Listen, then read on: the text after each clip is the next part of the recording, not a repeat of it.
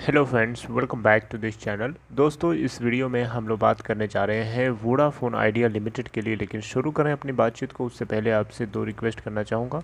पहले रिक्वेस्ट कि अगर आप डीमेट अकाउंट या ट्रेडिंग अकाउंट ओपन कराना चाहते हैं तो डिस्क्रिप्शन बॉक्स में आपके लिए एक लिंक ड्रॉप किया गया है, आप देख सकते हैं। दूसरी रिक्वेस्ट ये है कि अगर आप इस चैनल को फर्स्ट टाइम देख रहे हैं तो सब्सक्राइब करके बेल आइकन को हिट कर लीजिए ताकि आपको वीडियोज़ की नोटिफिकेशन मिलती रहेगी और आप सबसे पहले देख पाएंगे। दोस्तों, वोडाफोन आइडिया लिमिटेड और भारती एयरटेल और टाटा टेली सर्विसेज लिमिटेड, इन तीनों के तरफ से जो है रिप्रेजेंटेटिव्स जो है आज कल के दिन सुप्रीम कोर्ट में मौजूद थे।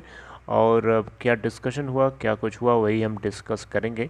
देखिए, कल की अगर हम बात करें तो कल 9.55 के ओपन प्राइस के बाद 9.90 का मार्केट के अर्ली आवर्स में इसने हाई भी बनाया था। उसके बाद अचानक जब खबर आती है सुप्रीम कोर्ट से तो उसके बाद 8.55 का लो बना डालता है और फिर उसके बाद रिकवर होता है।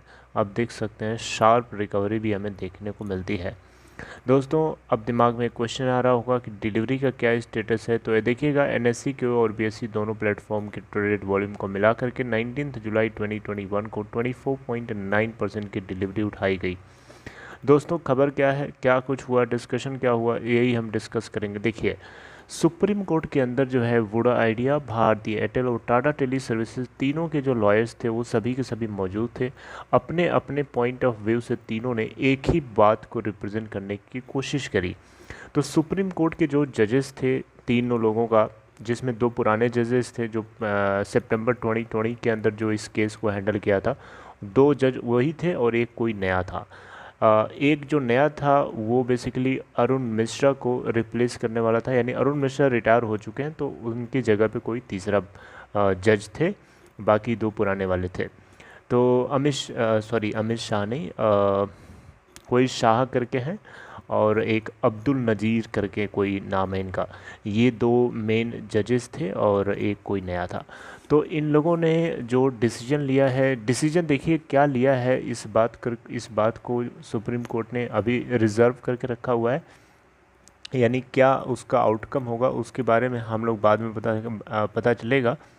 लेकिन देखिए, यहाँ पे कंपनीज़ का पॉइंट ऑफ व्यू ये था, कंपनीज़ चाह रही थी कि इनके एडजस्टेड ग्रॉस रेवेन्यू के अंदर जो कैलकुलेशन करी गई है डिपार्टमेंट ऑफ टेलीकम्युनिकेशन के द्वारा, ये कैलकुलेशन एरर है। इसके अंदर 3 टाइप की एरर यहाँ पे डिपार्टमेंट ऑफ टेलीकम्युनिकेशन ने करी हुई है। यानी एक तो ये कि कंपनीज ने दिया अमाउंट कुछ दिया और है और उसमें रिफ्लेक्ट कुछ और करवाया है। फिर डबल काउंटिंग करी है डिपार्टमेंट ऑफ टेलीकम्युनिकेशन ने, और कितनी जगह पे इन्होंने मिसिंग किया हुआ है। तो यही 2-3 टाइप की जो कैलकुलेशंस एरर हैं, इन्हीं सारी एरर्स को लेकर के इन कंपनीज़ की तरफ से डिमांड करी जा रही है कि अगर रीकैलकुलेशन या रीअसेसमेंट अगर अलाउड नहीं करेंगे आप, तो कम से कम रेक्टिफिकेशन तो कर सकते हैं ना। सुप्रीम कोर्ट का यहाँ पे बोलना ये था कि अर्लियर जजमेंट जो था सुप्रीम कोर्ट का, उसने पहले ही बता रखा है कि रीकैलकुलेशन विल नॉट बी अलाउड। यही जब खबर आती है, इसकी के बाद वोडा आइडिया के स्टॉक में इतनी शार्प गिरावट हमें देखने को मिलती है, राइट। लेकिन फिर बाद में टाटा टेली सर्विसेज की तरफ से जो लॉयर थे, इन्होंने ये बात बोली कि रीकैलकुलेशन को मना किया था। पुराना जो सुप्रीम कोर्ट का जो पैनल था, उसमें रीकैलकुलेशन या रीअसेसमेंट के लिए मना किया था, लेकिन रेक्टिफिकेशन के लिए मना नहीं किया था। यानी जो उसके अंदर एरर है उसको रेक्टिफाई करने के लिए आपने मना नहीं किया था, और रेक्टिफाई अगर आप कर लेते हैं या अगर आप हम लोगों को आज्ञा देते हैं, अलाउ करते हैं, तो हम डिपार्टमेंट ऑफ टेलीकम्युनिकेशन से मिलजुल करके उस गलती को या उस एरर को रेक्टिफाई करवाने की या करने की कोशिश करेंगे। अगर ऐसा हो जाता है तो हम सभी को रिबेट मिल जाएगी, थोड़ी राहत मिल जाएगी। फाइनेंशियली वोडा आइडिया की हालत बहुत ज़्यादा ख़राब है और ये बताने की ज़रूरत नहीं है, ये डिपार्टमेंट ऑफ टेलीकम्युनिकेशन को भी बहुत अच्छे से पता है।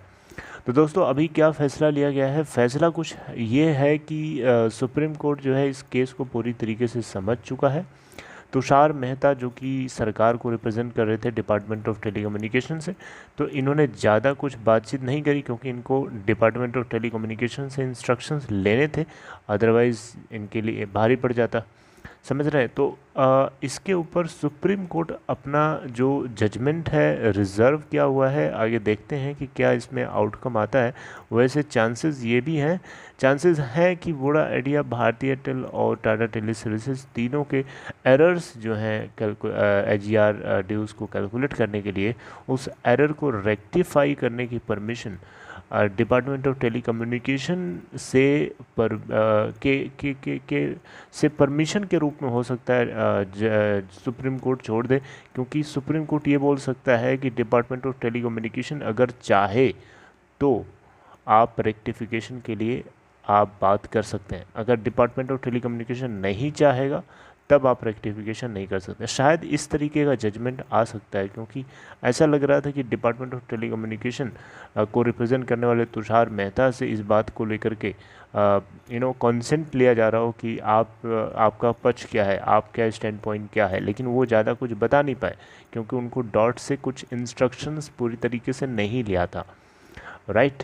तो दोस्तों देखते हैं क्या होता है आगे। उम्मीद रखिए, भरोसा रखिए, ऐसा नहीं है। जो लोग इस तरीके की बात अभी भी बोल रहे थे कि वोडा आइडिया का बैंड बज गया, तो मैं उनको बोलना चाहूँगा बैंड बजा किसी का नहीं है, अभी बैंड जैसा था वैसे ही है। समझ रहे हैं बात को? अभी इसके ऊपर जजमेंट जो है अभी फाइनल आया नहीं है, और जो प्रॉब्लम्स थी कंपनीज़ की, इन कंपनीज़ ने अपनी प्रॉब्लम्स बताई सुप्रीम कोर्ट को। सुप्रीम कोर्ट ने बताया कि भैया पहले तो ऐसा नहीं हुआ था, पहले तो कैलकुलेशन के लिए मना कर दिया जा चुका है, फिर आप उसको क्यों उठा रहे हैं। तो रेक्टिफिकेशन की बात चलने लगी थी, तो उसके ऊपर सुप्रीम कोर्ट क्या कुछ बोलेगा हमें आगे पता चलेगा। राइट। मैं आपसे यही कहूँगा लास्ट में कि आप होपफुल रहिए, विश्वास रखिए, भरोसा रखिए, पॉजिटिव रहिए। सब कुछ पॉजिटिविटी में है, नेगेटिविटी में कुछ रखा नहीं है। आप पॉजिटिव रहिए, अभी भी आपको टेंशन थोड़ी कम रहेगी और आने वाले टाइम में कुछ बेटर ही होगा। Right. Okay friends, take care.